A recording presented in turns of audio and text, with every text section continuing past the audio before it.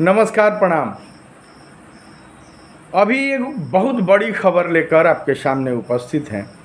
मामला जो सामने आ रहा है, आपको बता दें कि बिहार के जो नियोजित शिक्षक हैं उनको प्रोन्नति का रास्ता साफ हो गया है।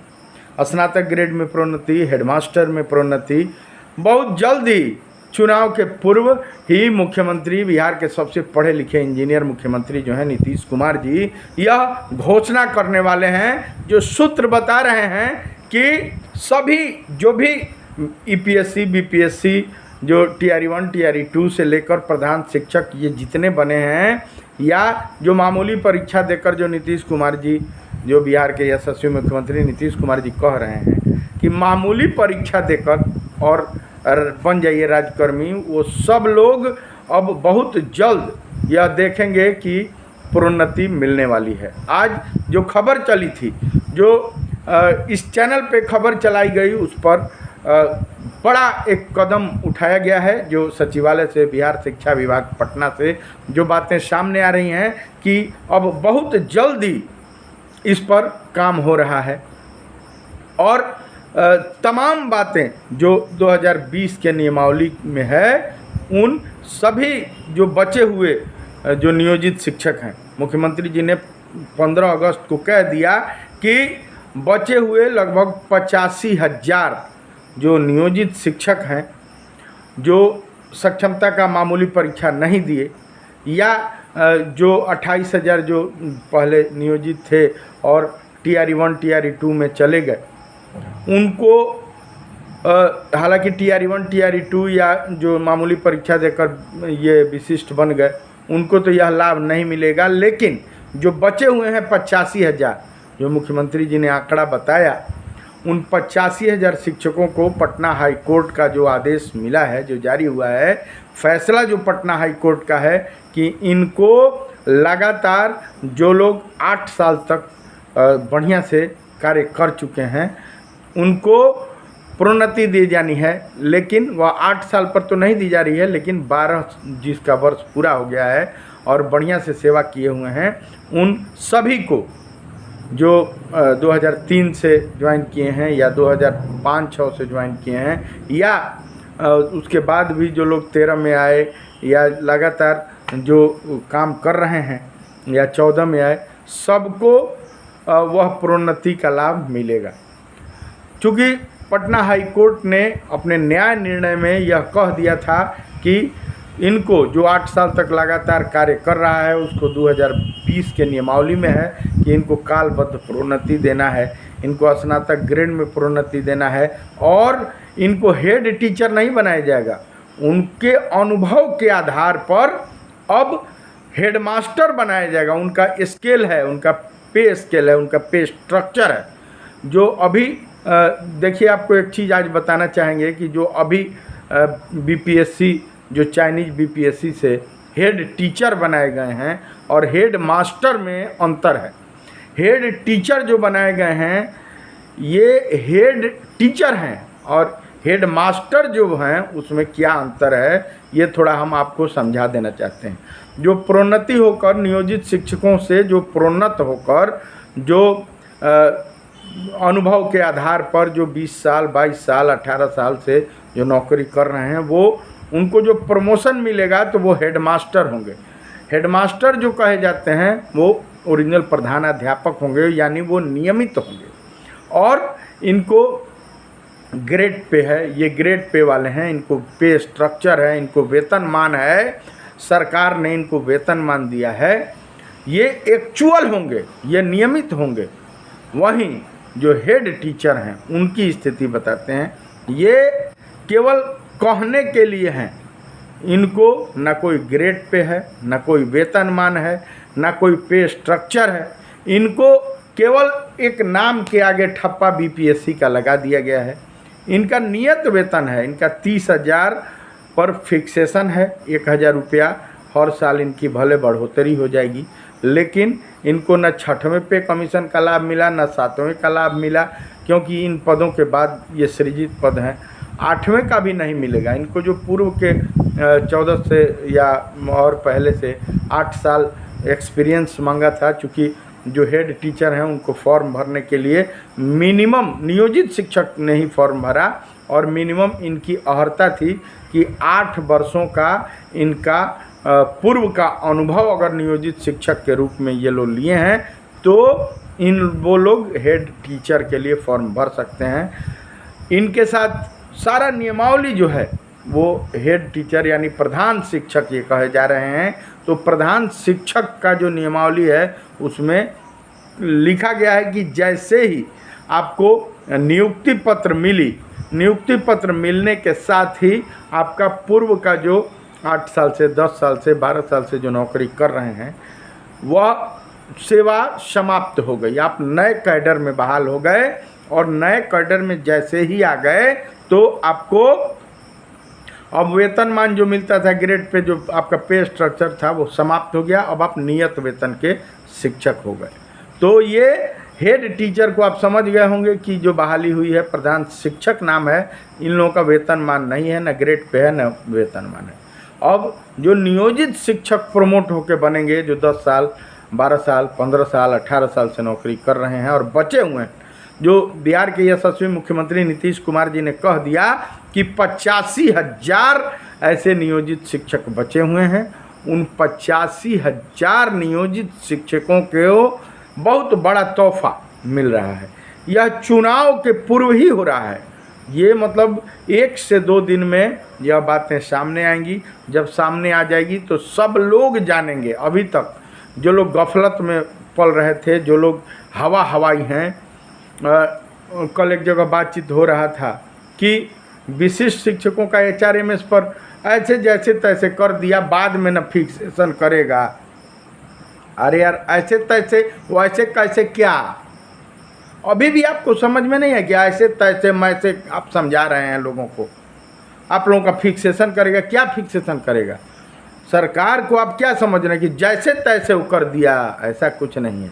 आपके नियमावली के हिसाब से ही वो फिक्सेशन, बिना वेतनमान, बिना सेवा निरंतरता आपको, हाँ, वेतन संरक्षण का लाभ आपको मिल चुका है भाई। आपको वेतन संरक्षण जो नियमावली है 2023 का विशिष्ट शिक्षक नियमावली, उस हिसाब से आपको वेतन संरक्षण का लाभ HRMS पर दिया जा चुका है।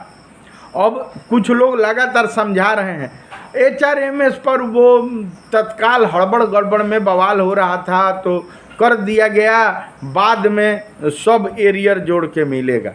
बताइए, सरकार बेवकूफ़ है। सारा सरकार के पास नई नौकरी तो है नहीं, भले ही वो नई नौकरी कही जा रही है कि 2025 में ज्वाइन किया गया, कैडर बदल गया, लेकिन यह नौकरी तो 10 साल 20 साल 25 साल 25 साल नहीं 22 साल 2003 बैच के भी शिक्षक हैं, 5 के 6 के उसके बाद के शिक्षक हैं।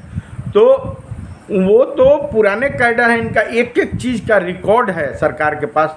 10-10 बार उनके सर्टिफिकेट का जांच हुआ है। तो वो तो सारा चीज़ फिक्सेशन HRMS पर तत्काल कर दिया गया। लेकिन लोग क्या समझ रहे हैं, चूँकि नाम जो है वो नाम राज्यकर्मी दिया गया, तो राज्यकर्मी के हिसाब से वो सोच रहे हैं। ये लोग सोच रहे हैं कि एकदम राज्यकर्मी का नाम दे दिया गया तो ओरिजिनल है राज्यकर्मी है, उस हिसाब से ये लोग सोच रहे हैं। जो समझाने वाले लोग हैं वो भी यही समझा रहे हैं। पछताइएगा। कुछ लोगों को लोग कह रहे हैं कि फ़ोन करके बता रहे हैं कि लोग सर हमको कह रहे हैं कि राज्यकर्मी बन जाइए, नहीं तो पछताइएगा, नियोजित का नौकरी ख़त्म हो जाएगा। रे पगला, नियोजित का नौकरी ख़त्म होने वाला रहता।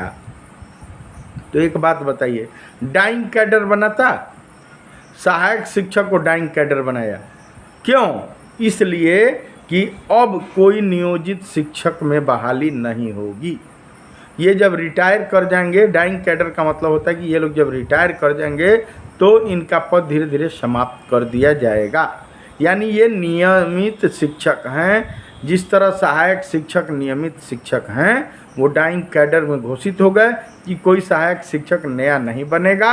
अब 2025 में जितनी बहालियां हुई हैं, जो पुराने लोग भी थे और नए बहाली के रूप में प्रधान शिक्षक बन गए या जो विशिष्ट बन गए या TRE1 TRE2 जो भी 2025 में नया ज्वाइनिंग कर लिए, उनको कोई भी परिवर्तन नहीं होने जा रहा है।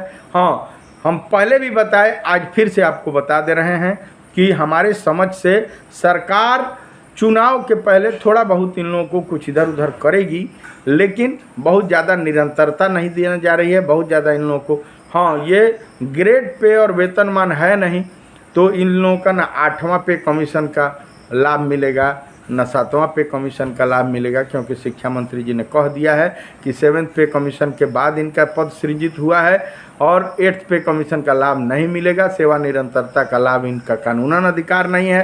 तो शिक्षा मंत्री से ऊपर तो कोई है नहीं, अब तो समझ जाना चाहिए। फिर भी कुछ नेता हैं जो पहले कहे कि 15 अगस्त को हमको मुख्यमंत्री जी से बात हो गया है, 15 अगस्त को मुख्यमंत्री जी सब समान एकदम राज्यकर्मी का सारा लाभ दे रहे हैं, वेतन मान दे रहे हैं, ग्रेड पे दे रहे हैं, फलानवा का अनाउंस कर देंगे। कह दिए कि विशिष्ट शिक्षक मामूली शिक्षक है, सक्षमता का मामूली परीक्षा, 4 बार बोलकर चले गए। एक नंबर। दूसरा नंबर कि खुलकर मुख्यमंत्री जी ने कह दिया, सबका नाम लिए, लेकिन इन लोगों के कहीं एचआरए में सर फलाना ढकाना का नाम नहीं लिया गया। दूसरा नंबर। तीसरा नंबर देखिए कि मुख्यमंत्री जी ने तो अपनी बातें कह के वो चले गए। मुख्यमंत्री जी का ये ध्येय अगर 1% भी रहता तो किसी भी तरीक़ा से इन लोगों की बात जरूर कहते। अगर देने का बात रहता, कहीं भी इन लोगों का चर्चा रहता तो इसका बात होता। तो या तो बात वो इन लोगों को मामूली परीक्षा कह के चले गए कि ये लोग मामूली परीक्षा वाले हैं। तो ये लोग क्या हैं, ये अस्तित्व विहीन शिक्षक हो गए। आप सोचिए 20 साल से 22 साल से नौकरी कर रहे हैं, सारे आपके पढ़ाए हुए छात्र आज IAS हैं, आज कई जिलों में DM हैं, बड़े बड़े पदों पर डॉक्टर इंजीनियर हैं, और आपको कोई कह दे भाई मामूली परीक्षा वाले लोग हैं, कितने दिल पर आहत लगेगा, कितना। लेकिन खैर बड़े मुख्यमंत्री हैं, इन्होंने लगातार 9 बार 8 बार 9 बार मुख्यमंत्री बिहार के मुख्यमंत्री रहे हैं। तो ये यशस्वी हैं, सबसे पढ़े लिखे हैं, हम तो यही इनको कहते हैं। लेकिन सबसे तो मूर्ख वे लोग हैं, इनका कोई दोष नहीं है, के पाठक का कोई दोष नहीं है, मुख्यमंत्री जी का कोई दोष नहीं है। कोई भी चीज़ जब निकलता है, जब रिक्तियाँ निकलती हैं, तो उसका प्रोस्पेक्टस अच्छे से पढ़िए, नियमावली अच्छे से पढ़िए कि इसके नियमावली में क्या है। पुराना नौकरी से आपको नो ऑब्जेक्शन सर्टिफिकेट मिल रहा है, पुराने नौकरी का लाभ समाप्त हो रहा है, पुराने हस्बैंड से आप तलाक ले रही हैं तब नए हस्बैंड के पास जा रही हैं, और आप कह रही हैं कि पुराने हस्बैंड का भी, पुराने नौकरी का भी सारा लाभ हमको दे दीजिए, सारा धन दौलत पुराने हस्बैंड का दे दीजिए। कोई दिला पाएगा? एक नेताजी हैं जो कह रहे हैं कि 15 अगस्त को हो जाएगा घोषणा, नहीं हुआ। फिर कह रहे हैं कि 17 को वो धारणा करेंगे, प्रदर्शन करेंगे, नियोजित से कोई मतलब नहीं है। अरे यार, नियोजित से तुमको मतलब नहीं है यार, तुम TRE 1 TRE 2 प्रधान शिक्षक सबको लेके करो कि हमारा ये ग्रुप रहेगा फलानवा का, नियोजित से कोई मतलब नहीं है। आपको बता दें नियमावली में क्या है, जितने ये 2025 के बहाल TRE 1 TRE 2 या जितने प्रधान शिक्षक या जितने मामूली परीक्षा देकर विशिष्ट शिक्षक बने हैं, कोई भी धरना प्रदर्शन अगर करता है, अगर फोटो उन सरकार के पास चली जाती है, सबका फोटोग्राफी सरकार कराती है, बिना पूछे इनको निष्कासित निकाल बाहर करेगी, और नेताजी कोई कुछ नहीं कर पाएगा। आप नेता नेती जो भी हैं, केवल चंदा के लिए नेता नेती बने हैं।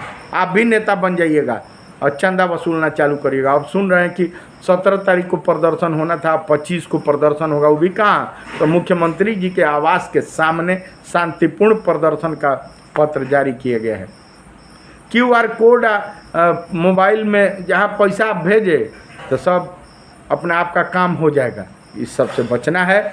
और फिर कल भी बताए थे, आज भी बता रहे हैं कि जो भी सक्षमता परीक्षा दे दिए, जो भाई नियोजित थे पूर्व में, वो अगर सक्षमता परीक्षा दे दी है तो शांतिपूर्वक बैठे रहिए और मुख्यमंत्री के विपक्ष में जाइएगा, पर बरबर बोलिएगा, धरना प्रदर्शन कीजिएगा। जो मिल रहा है नौकरियाँ है वो भी चला जाएगा, क्योंकि नई शिक्षा नीति जो है उसमें बिना टेट किए कोई शिक्षक नहीं बनेगा, बिना टेट पास किए। और आप दक्षता का परीक्षा पास हैं तो आप नौकरी टीचर बनने के, नए नौकरी के एबिलिटी में नहीं हैं 2010 के बाद नई शिक्षा नीति लागू हुई है, तो बिना टेट किए कोई अगर शिक्षक बनता है तो इस पर प्रश्न चिन्ह उठता है। इसीलिए आपको अगर बने रहना है तो इन नेताओं के चक्कर में नहीं पड़ना है, शांतिपूर्वक आप नौकरी कीजिए। जहाँ नेता नीति के चक्कर में धारणा प्रदर्शन शांतिपूर्ण आक्रोशपूर्ण किए, तब अब आप समझिएगा, आपका काम समझिएगा, मेरा कहना काम है। किसी नेता के चक्कर में मत पड़िए, कोई पैसा 1 रुपया मत दीजिए। नेताओं का काम है, जो जितना बड़ा झूठा है वो उतना बड़ा नेता है, ये मेरा कहना है, मानना है। चलिए, हम नियोजित शिक्षकों की बात, अभी जो बातें सामने आई थी, बड़ी बात जो पटना शिक्षा विभाग से सामने आई कि इनको बहुत जल्दी प्रोन्नति मिलेगा। 4 तरह का प्रोन्नति, स्नातक ग्रेड में प्रोन्नति, हेडमास्टर में प्रोन्नति, कालबद्ध प्रोन्नति इन लोगों को मिलने जा रहा है। और इन लोगों को ब्रिज कोर्स, जो जैसे प्राथमिक विद्यालय में जो शिक्षक हैं और बीएड किए हैं, उनको ब्रिज कोर्स भी रजिस्ट्रेशन का काम शुरू हो गया है। 6 महीने का ब्रिज कोर्स मिलेगा, जो इस चैनल पे हमारी एक बड़ी मांग थी। उन नियोजित शिक्षकों, चाहे विशिष्ट शिक्षकों, चाहे TRE1 में भी जो चले गए, अगर प्राइमरी में हैं, बीएड किए हैं तो ब्रिज कोर्स कर लीजिए। चलिए, बने रहिए, कुछ विशेष आता है तो सबसे पहले बताएंगे। और तब तक दीजिए प्रवीण मिश्रा बुलबुल को इजाज़त। हमारे गीत संगीत को T series web music company बड़े बड़े कैसे कंपनी से सुन रहे हैं। आप भी सर्च कीजिए, दुनिया के हर ऐप पर हम हैं, यूट्यूब पर, इंस्टाग्राम पर, फेसबुक पर, जहाँ भी खोजिएगा, विंग पर, जियो सावन पर, तमाम ऐप पर हम उपस्थित हैं। आप मेरे गीत संगीत को सुनिए। इस चैनल को सब्सक्राइब नहीं किए तो सब्सक्राइब कीजिए। जैसे ही कुछ विशेष खबर होता है लेकर आएंगे, तब तक दीजिए इजाज़त। Love you, all of you.